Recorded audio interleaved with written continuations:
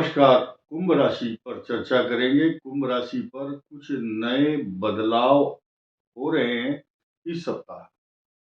लेकिन इससे पहले मैं बता दूं कि ये जो कुंभ राशि है, ये धनिष्ठा, शतभिषा, पूर्वा भाद्रपद इन नक्षत्रों से मिलकर के बनी है। हम खूब अच्छी तरह से बड़े प्यार से समझाते हैं लोगों को, फिर भी उनके मन में संदेह रहता है। लग्न से देखें या चंद्र से, ये चंद्र यहाँ दिखाई दे रहा है।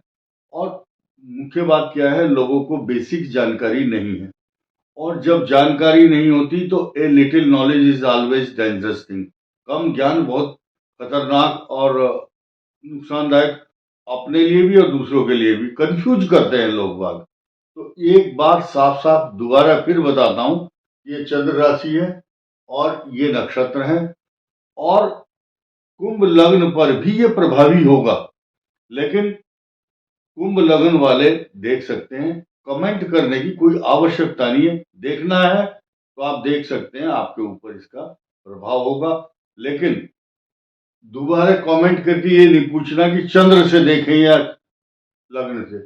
आइए शुरू करते हैं। ये नक्षत्र है आपके धनिष्ठा, शतभिषा, पूर्वा भाद्रपद। बदलाव क्या हो रहा है, सूर्य और बुध 11 और 12 तारीख को, 11 और 12 तारीख को जो बदलाव हो चुका है, वो आपके लिए क्या क्या फल देगा, ये यहां पर दर्शाया गया है। शनि, सूर्य, बुध और चंद्र, ये स्थान खाली है। सप्तम भाव या अष्टम केतु, बृहस्पति, चतुर्थ और पंचम भाव में मंगल, और द्वितीय भाव में राहु और शुक्र। ये एक नया समीकरण बना हुआ है। जब ये सारे ग्रह अगले महीने यहां आ जाएंगे तब काल सर्प दोष बनेगा, लेकिन वो बनेगा मीन और कन्या के बीच में। चलो कोई बात नहीं। अब देखिए कुंभ राशि के लिए खास खास पॉइंट क्या है। कुंभ राशि पर 12वें स्थान में सूर्य जो चल रहा था वो नुकसानदायक, अशांति, तनाव, व्यर्थ के खर्चे, झगड़े, कानूनी प्रॉब्लम और रोग, बीमारी, कष्ट, खर्चे, नुकसान, जहां भी जा रहे थे वहीं लॉस, और बाईं आंख फड़कना, खर्चा होना, और आपके खिलाफ षड्यंत्रकारी ताकतें बहुत तैयार हो रही थी। आपके पैसे पर नजर थी, लोग सोचते थे इससे पैसा हड़प लो किसी तरह से। वो समय आपका चला गया। अब ये जो सूर्य बुध है, ये आपको बहुत अच्छी अच्छी कला तो देते हैं बोलने की, लेकिन ये अष्टम भाव का स्वामी, इसका क्या किया जाए। ये लग्न में बैठा, ये रोग कारक है। कोलेस्ट्रॉल बढ़ना या कोलेस्ट्रॉल के कारण कुछ प्रॉब्लम, शारीरिक स्वास्थ्य को लेकर के कुछ ना कुछ अशांति, चिंता, टेंशन मन में बनी रहेगी। ये बुध जहां अष्टम भाव का स्वामी, ये मृत्यु स्थान होता है, कष्ट कारक भी, रिस्क का स्थान भी है, वहीं आपके पंचम भाव का लॉर्ड भी है। पंचम भाव के लॉर्ड होने का प्रिविलेज, लाभ, बेनिफिट क्या है। आपकी संतान बहुत तरक्की करेंगी, इसमें कोई संदेह नहीं है। लेकिन आपको अपने गुस्से पर, ये मन है, बुद्धि है, ये विचार शक्ति है आपकी, आपके पूर्व जन्म के जो ज्ञान आपने पाया है वो स्थानीय है। बुध है यहाँ, ज्ञानी है आप, अच्छी मद मस्त चाल आप चलते हैं, खूब बुद्धिमान है, शक्तिशाली है, सब कुछ ओके है। लेकिन इस गुस्से के कारण आप अपने काम बिगाड़ सकते हैं, अपने स्वास्थ्य को खराब भी कर सकते हैं। ये अष्टम भाव है। अष्टम भाव में केतु, जहां पाप ग्रह बैठा है, इन्फेक्शन, बीमारी, पेट के रोग, आंतों के रोग, और मंगल की इस पर दृष्टि। ये ज्यादा एज के लोग जो हैं उनको प्रोस्टेट से संबंधित समस्या, या पाइल्स की, या इंटेस्टाइनल की, प्रोस्टेट की, ये इन्फेक्शंस डिजीज को क्रिएट करने वाला है। Be careful. 14 मई तक आपको अपने स्वास्थ्य का ध्यान रखना। इसके अलावा ये क्या करता है, फैटी लीवर की समस्या पैदा करता है, भूख ना लगना, जिसको अंग्रेजी में बोलते हैं लॉस ऑफ एपिटाइट, और एसिडिटी, गैस्ट्रोएंटेरिटिस प्रॉब्लम ये पैदा करता है। लेकिन ये सारी चीजें तो, ये तो रिस्क है। लगन में बुध, ये स्वामी यहां पहुंच गया। अब मंगल जो है आपको अपनी बुद्धि पर, अपने इमोशंस के ऊपर काबू रखना है। जरा सा गुस्सा करोगे तो दो नुकसान होंगे, स्वास्थ्य खराब होगा और आपके ऊपर किसी भी प्रकार का लांछन, बीमारी और दुश्मन बिना बात इकट्ठे कर लोगे आप। तो अगर आप अगले 1-1.5 महीना सावधानी से रहते हैं तो बहुत अच्छा होगा। एक देखिए नया समीकरण समझिए, इसका जो परिवर्तन है वो 2 अप्रैल को होगा। ये चला जाएगा 2 अप्रैल को, मंगल का जो ट्रांजिट है वो सेकंड हाउस में चला जाएगा, कर्क राशि में, नीच राशि में। ये आपके लिए सकारात्मक परिणाम इसलिए देगा क्योंकि छठे भाव में आने के बाद मंगल अच्छा प्रभाव देता है, क्योंकि पराक्रम भाव का और दशम भाव का स्वामी है। आइए अब नई बात कर लेते हैं। नई बात क्या है? धन कुटुंब वाणी, जहां शुक्र उच्च राशि में बैठा हो और राहु के साथ, राहु बहुत डिप्लोमेटिक है, जिस माहौल में जाओगे वैसे ही अपने आप को बनाने की क्षमता इसमें है, राहु में। और ये राहु शुक्र को पल्लवित, पोषित, सिंचित और आनंदित करता है, क्योंकि ये भाग्य स्थान है। भाग्य स्थान जब उच्च में चला गया तो आपका भाग्य भी उच्च दृष्टि से ही देखा जाएगा। भाग्य उच्च में है। भाग्यम फलति सर्वत्र, न विद्या न च पौरुषम। आपका पुरुषार्थ, विद्या, मेहनत सब रखी रह जाती है अगर भाग्य अच्छा हो।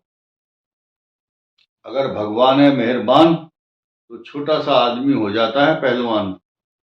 खैर, अब ये सूर्य शनि आपको दुविधा में डाल रहे हैं। सूर्य और शनि, या शनि ताकतवर है क्योंकि अपनी मूल त्रिकोण राशि में कुंभ राशि के साथ है, इस राशि को बहुत मजबूत करता है। लेकिन आकर के सूर्य के कारण, सूर्य आपको टेंशन दे रहा है, ये खुद टेंशन में, लेकिन बाप बाप ही होता है। आएगा, कुछ दिन के लिए आया है, ये सिर्फ 30 दिन रहता है एक राशि पर, और ये 30 महीने रहता है। ये ज्यादा ताकतवर है। 30 दिन 30 महीना, 2.5 ईयर, 12 ढाम 30, 12 ढैया 12 इंटू 2.5 इज इक्वल टू 30। यानी कि ये ज्यादा पावरफुल है, और यहाँ मूल त्रिकोण राशि में है, इसका स्वामी भी है, और ये नए नए समीकरण आपको देगा। लेकिन जो आपका 10th हाउस है, नौकरी, व्यापार, प्रतिष्ठा और पिता का स्थान, पिता स्थान या पिता हैं आपके तो पिता को कष्ट। आप नौकरी में तो नौकरी से संबंधित कुछ व्यवधान, परेशानी, फॉल्स एलिगेशन तथा आपकी जो डॉक्यूमेंट्री कुछ प्रॉब्लम है, या विदेशों से संबंधित आना जाना है, उससे रिलेटेड ये प्रॉब्लम करता है। प्लस पॉइंट क्या हो रहा है? जिनकी कुंडली में बृहस्पति अच्छा है, तो यहां देखिए बृहस्पति की 180 डिग्री पर दृष्टि है। ये नॉर्मल बात नहीं है।